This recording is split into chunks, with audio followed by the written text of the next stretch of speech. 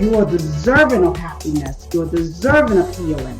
You are deserving of joy. Whatever your dream is, whatever your passion is, work towards it. And put God first. God has to be in your life. I wanted to use the skills and the training, hopefully, to advocate on behalf of the community. I'm able to say that on Chop It Up. Be prepared to keep it real. Hello and welcome to the Chop It Up podcast, the show that's unfiltered and unapologetic.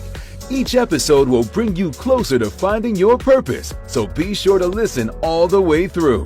Now, here's your host, Carmisha Superville. Welcome back to the Chop It Up podcast, home of unfiltered conversation with today's most innovative minds. Our topics include life, leadership, and legacy. Oh my gosh, you guys, I miss you. Welcome back. I'm so happy to be back with you guys. I know we went on a brief hiatus, but we are back. We are back for season 4 of the Chop It Up podcast. And I am so excited about today's conversation. Okay, you guys, now listen. I know you guys have been hitting us up on the DMs. I know you guys have been sending us messages asking us when we are coming back. So rest assured, we came back just for you. All right, you guys, today we have an amazing, impactful conversation. I have an honor, and I'm so profound. I have the profound honor of introducing our very first guest for our new season, Dr. Kimberly. I am so excited to have you here. I know the conversation is going to be a polarizing one, but before we get there, let me just say, welcome to Chop It Up podcast. How are you? Thank you. I'm doing well. How are you? I am doing great. Thank you so much for joining us on our first episode back, Dr. Kimberly. Hey, welcome back. Thank you so much. Tell the people a little bit about you. Sure. So I can't introduce myself without saying that I am Brooklyn born and raised, right? I am a hometown girl. I love my borough to death, and I represent it because it represents who I am and it represents where I come from. I am a professor at John Jay in Africana Studies, and I'm also a full-time counselor in the SEEK program at City Tech. So I work with students of color, and I enjoy every minute of it. I'm also a mom. I have a 29-year-old son. I say mom, but that's my baby to this day, right? And I'm just an overall happy, excited Black woman, and I love to be in spaces where I can honor other Black women. So that's me in a nutshell. That's you in a nutshell. And that's kind of how we met. Okay, so for the listeners, she's amazing. I'm going to just read off her bio really quickly. Dr. Kimberly Colclough is a native of Brooklyn, New York. She's a researcher that specializes in the intersectionality of race, gender, and education, with a focus on the experiences of Black women. Dr. Kimberly, it's such an honor to have you on our podcast. Thank you. Are you ready to chop it up? I'm ready to chop it up. Let's chop it up. Okay, but before we chop it up, because it's a lot going on. So before we chop it up, right? Let me just ask you, how was your day? Tell me, what did you do today that you're most proud of? It can be a mindset hack. It can be getting up early, a mantra. What are you most proud of today? Today, I am most proud of the fact that I was able to complete a workday and have a peaceful workday, considering the current climate. So that was a good thing. It's a win. It's a win. Yes. Well, I'm so happy you said that, because today's topic is exactly that, right? It's about the headline, the polarizing headline. You may have heard it in the news. You may have read it in an article. Kamala Harris is an idiot. Kamala Harris is an idiot. Now, I don't know about you, Dr. Kimberly. I know when I first heard it, I was shocked. I was like, oh my gosh. It was like a shock value because I couldn't believe it was coming out of a potential presidential hopeful, right? Mhm. What was your perspective? What was your experience when you heard that or read it? I have an abundance of things to say about this, but I will keep it on task, right? So I feel like VP Harris is in such a polarizing situation right now because she is who she is, right? So it's easy for people to speak ill of her because she is such a powerful woman in her own right. She is well educated. She happens to also be beautiful, right? She is charming. She is everything that person who will be inaugurated in January. She's everything that he is not. And so the issue that I hate to, bring up is the fact that people that say things about her in that way are very insecure. And so an insecure man who could never be on the same level as VP Harris in any way. Well, of course, she's an idiot, she's this, she's that, because he can never even walk in her shadow, And so I think it's important as Black women to remember that in these spaces, we're going to hear those things. And I love that she has continued to prosper, right? She's quiet and she's moving forward because that's unfortunately what we've been taught to do. So I want us to stay here for a second. Mhm. Because here's the thing, and I'm so happy you said that. Here's the thing. There is an undercurrent, especially right now within our society, when it comes to attacking Black women, right? Mhm. Especially women that are self-assured, educated women, whatever the case may be. There's an undercurrent. But I know you and I met talking about the historical movement of the past. Absolutely. Let's tap into that a little bit. Where does this undercurrent come from where Black women are questioned, are ridiculed, are at the bottom of the totem pole? Let's talk a little bit about that. And how can the listeners, even at the end of this conversation, take back their superpower? Sure.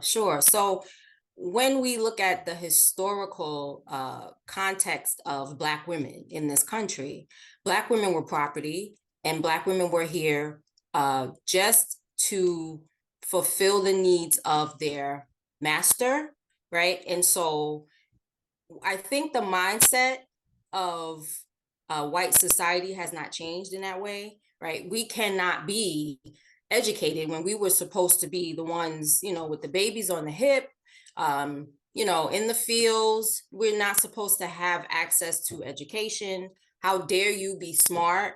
How dare you achieve these great things in life when we brought you here, when we stole you and shackled you, raped you, pillaged through your villages, and brought you here?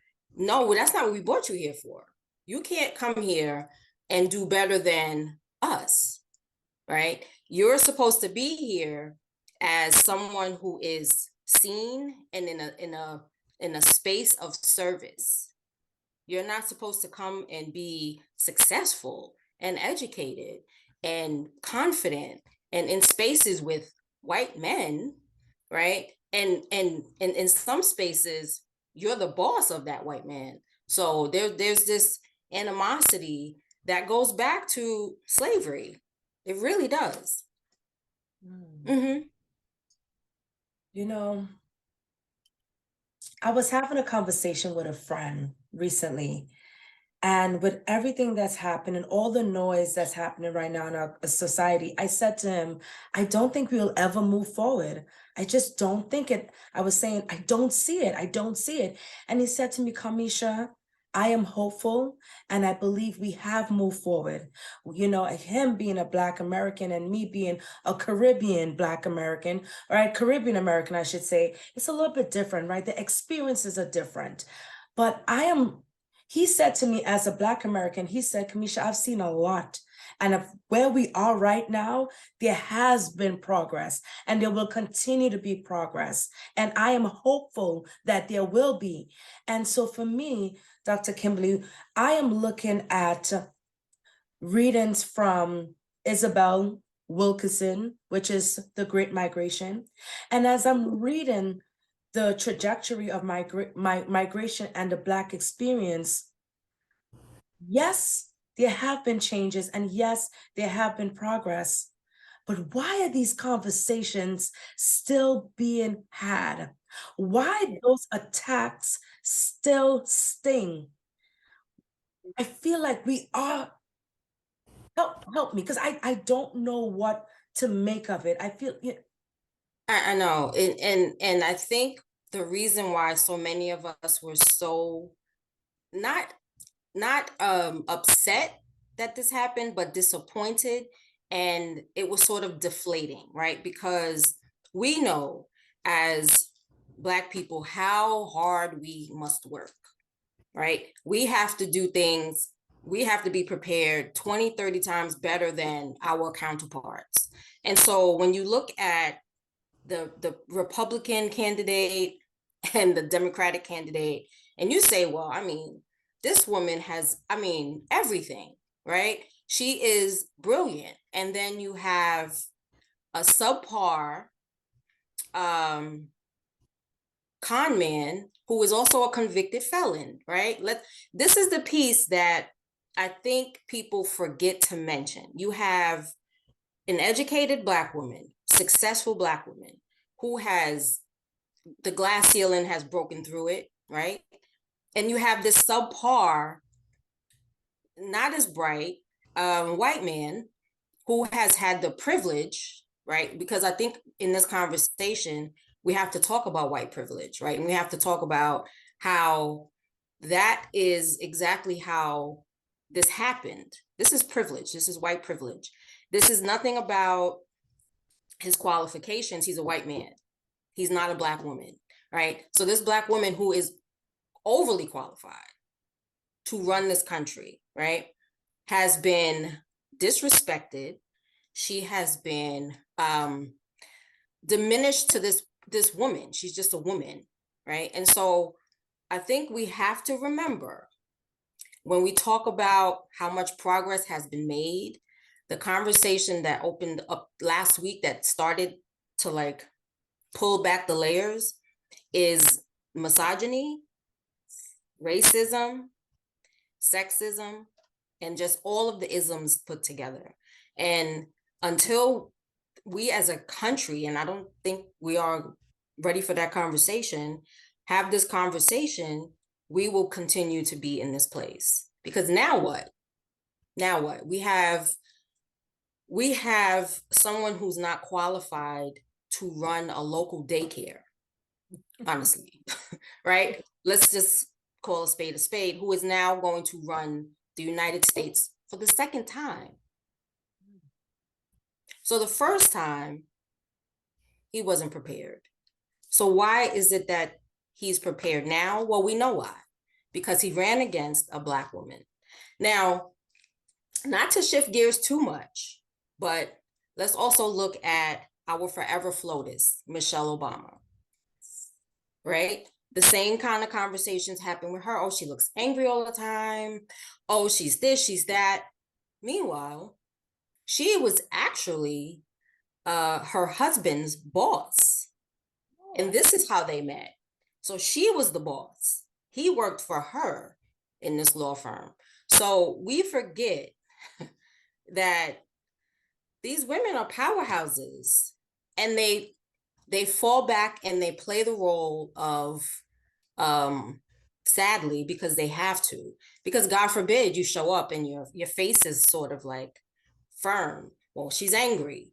Oh, she's this, she's that. We can't catch a break. So, I mean, there's just so many layers to it. Mm-hmm. So we're talking about women in leadership, right? And so, as you said, not to shift gears, but staying on the topic of resistance, right?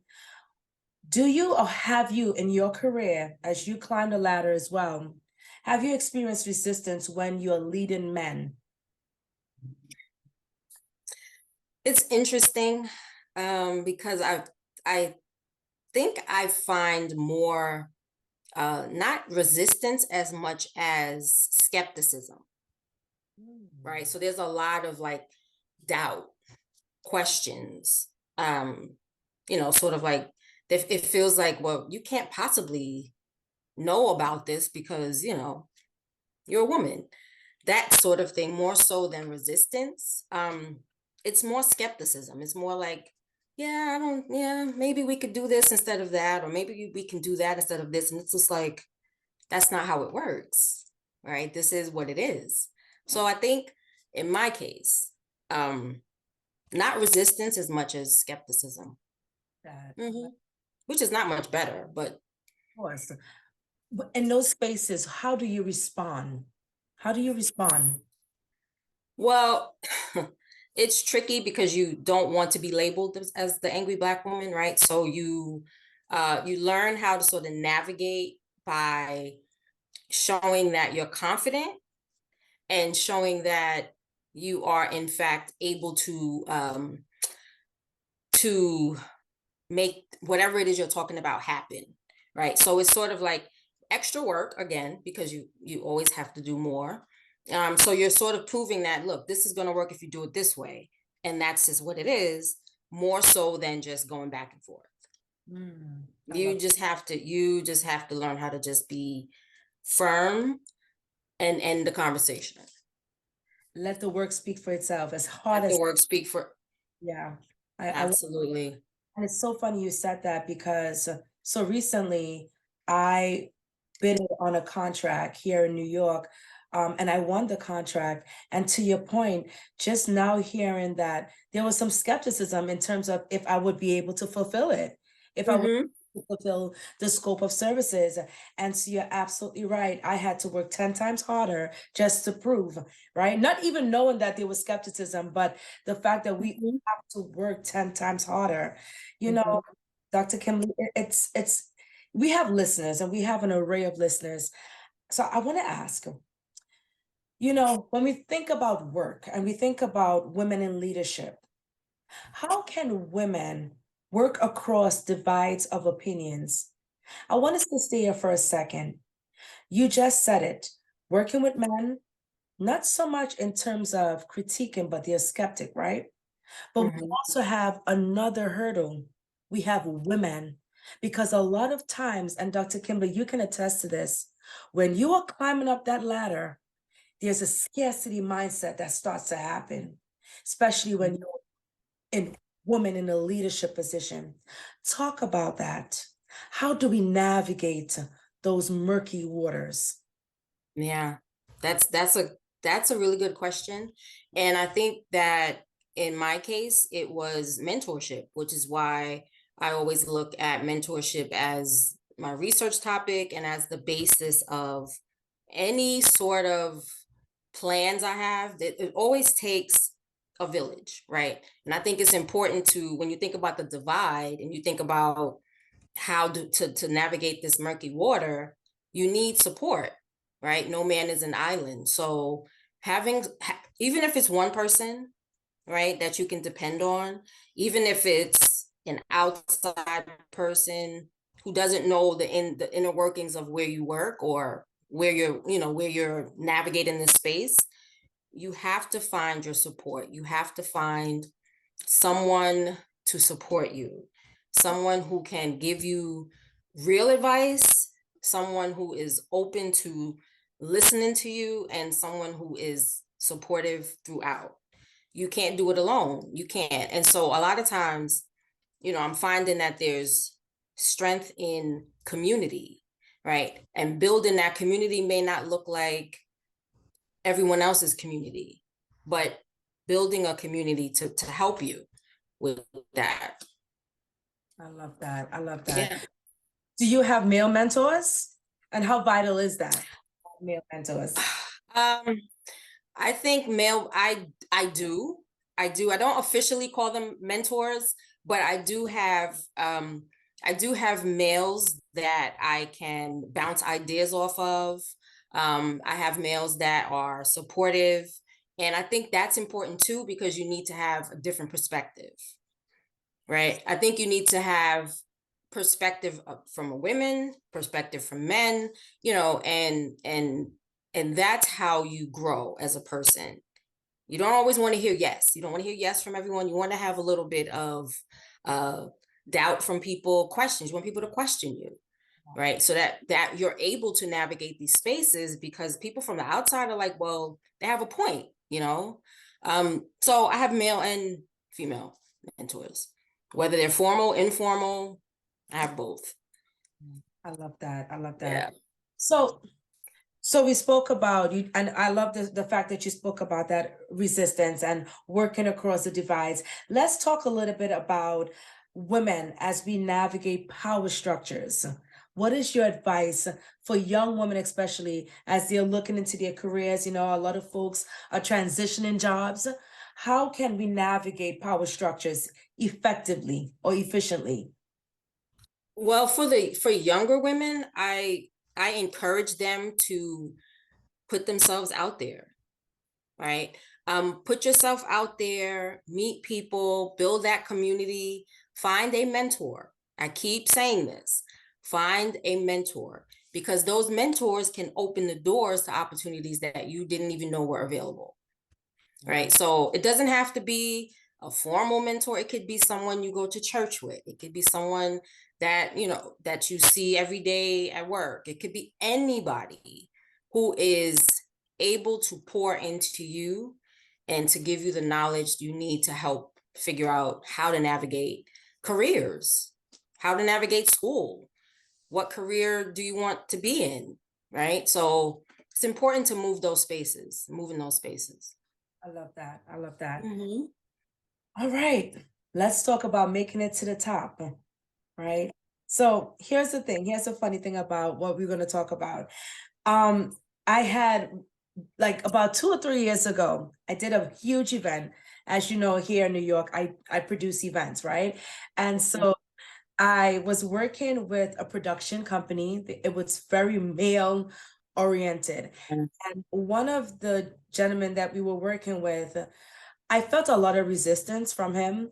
But one thing about me, Dr. Kimberly, I'm someone that, even though I see that there are issues and I know that there are issues, I am not going to address it before we execute the plan. Mm-hmm. Right, before the execution, like because I don't want to work in an uncomfortable, you know what I'm saying, environment. Yeah. I suck it up. I'll suck it up for the greater good of humanity. Absolutely. Yeah. I wanted to ask you to that point, because during the event, this gentleman and I, we eventually clashed, Mm-hmm. and my assistant happened to see or heard what was going on. Mm-hmm. I was still respectful and professional, but in that experience, it reminded me about this question: how hard is it to make it to the top? How hard is it to make it to the top?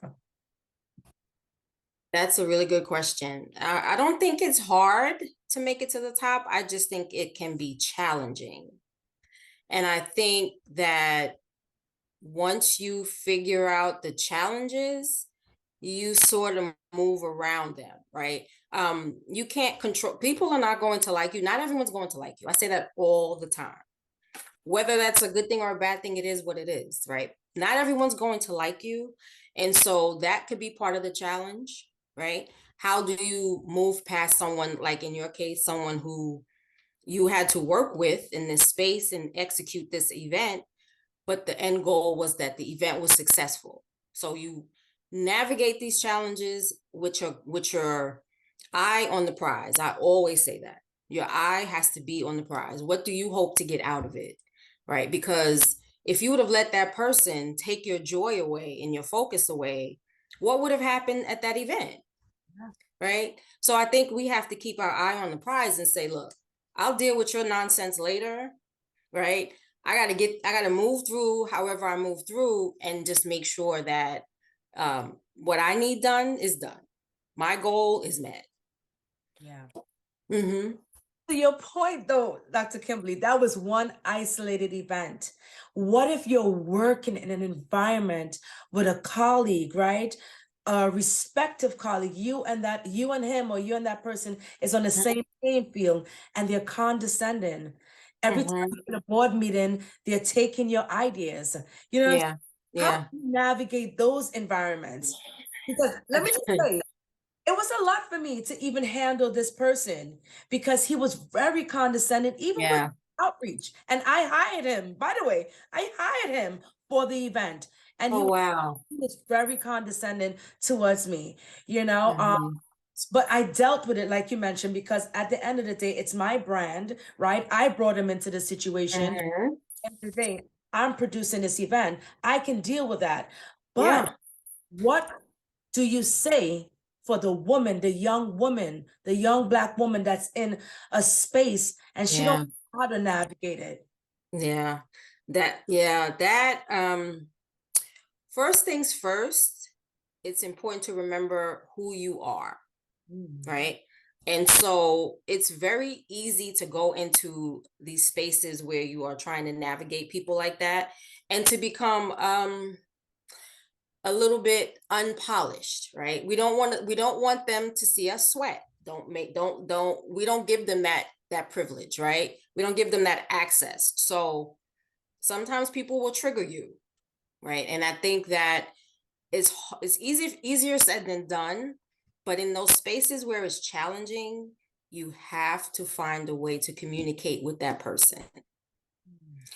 Even if, and now here's where it gets tricky, even if you communicate with them on their level, not to be petty, right? We don't want to be petty and go back and forth with people, but if that person speaks to you in a way that is not becoming, right? It's not saying that you say the same thing back, but you have to find a way to communicate with that person where you don't take it personal, right? And I know that's hard because women are innately, we are emotional, right? We are an emotional person, and that's not a bad thing, but we have to figure out how to be stern in certain situations and take our power back from people who may try to. That's bullying, basically. That's basically all it is, right? And so if this person feels as though they can bully you, then you have to deal with that person.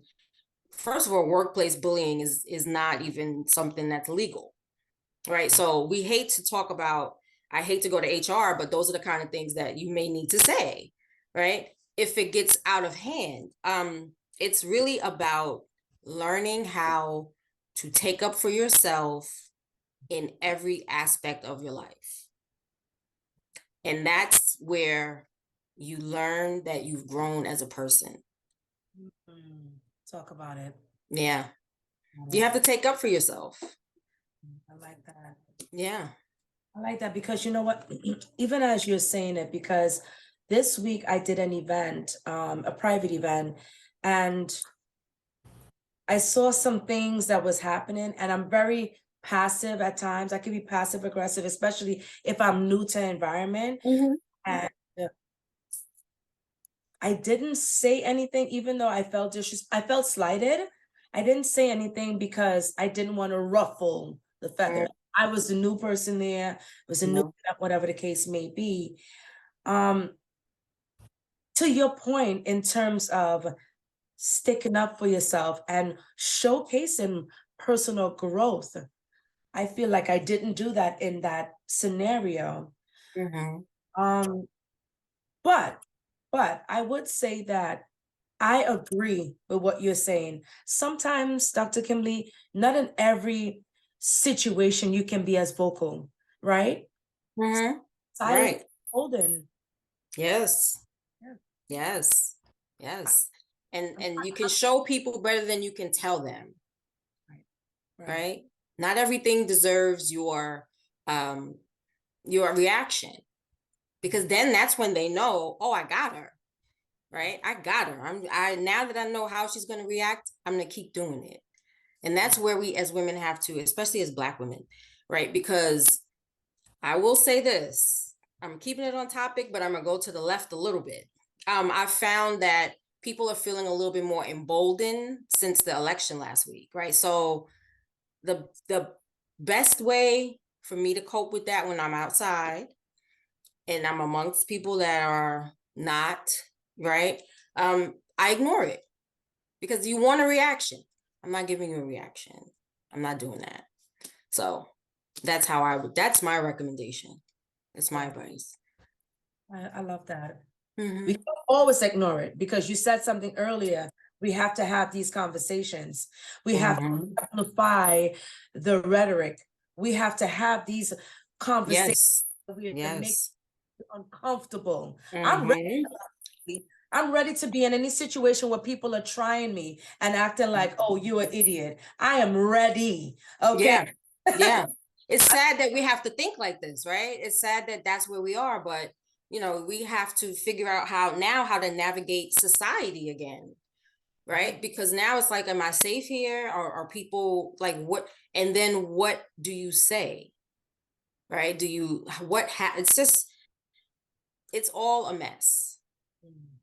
This election has been eye-opening, but it has been a mess. Absolutely. Polarizing, definitely polarizing. Well, I love this conversation so much, and I'm so happy I got you. I got Thank you to you. talk about it. Thank you. This is your wheelhouse. This is what you do. So you're welcome. So as we close, we may have a young listener, a young woman that's haphazardly stumbled upon this podcast, and she's in between her careers, or a young man, and they'll listen. What are the trade-offs that they will need to make it to build their careers in leadership? More so, a young woman. What are some trade-offs that this young woman will have to endure to make it up the ladder as a woman in leadership? And how imperative it is to create supportive environments at home? What does that look like? Okay, so I'll start with the latter first. Supportive environment at home. If it's not home, find your community, because not everyone will always support you, and that's okay. Find your community and find what home may be to you, right? That's important to identify that early so that you have that support built. And then as far as the trade-offs, your time, your friend circle will change. It might change several times, but it will change, and that's not always for the worse, right? You need to also, the trade-off will also be sometimes, in some cases, your availability to relocate, right? You may find something that's not where you live, right? So again, you have to look at that, like the pros and cons. Your trade-offs will be a lot of times your emotional space. It protected at all costs, your emotional space, because at the end of the day, no one's going to know your desire more than you. And so your emotional space, when you're trying to explain to people how passionate you are about what this is you're looking to do, and they're like, girl, bye, girl, go and do something else, that's going to take too much time. That's when you know that's not your people. So the trade-off, sometimes friendships, your emotional space, right? And that, like, figuring out how to be by yourself until you are capable and ready to go out and meet new people. You sometimes have to isolate yourself. Come on. That's a trade-off. No, you're right. Yeah. Wow. Oh, yeah. Oh my God. I could have you here all night. Thank you so much. You're welcome, Carmisha. Thank you for having me. And I know you said this is your first podcast. You did amazing. This is my first podcast. I cannot wait until you call me back for something else. No. I appreciate it. Thank you so much. So listen, how can the folks find you? I know you're a professor, but how can they stay in touch with you? Are you on social? Let's see. I'm on LinkedIn. I'm on Instagram. LinkedIn is your best bet professionally. Instagram, I'll see what I can do. Right. Google me and I'm available. You can find me. I'm there. Awesome. What's next for you? Are you writing a book? So what are we doing in 2025? What are we manifesting? In 2025, in 2025, we have a milestone birthday that we're celebrating in 2025. So I don't know about a book yet, but I have some things that I'm working on. I'll be presenting at the AERA conference in Denver, Colorado in April. And I will also be in Nicosia, hope I said that right, in the Mediterranean. I'm also presenting there at a conference in June. So I'm busy next year, but a book, we'll see. We'll see. I love it. Dr. Kimberly, thank you so much for joining us today. Thank you for this amazing, insightful conversation. It's been a pleasure. It's an honor. Yes, thank you. You guys, thank you so much for chopping it up with us. Thank you for your support of this podcast. Thank you for listening and just being such amazing community here. We will see you on the next episode. Bye, you guys. Bye.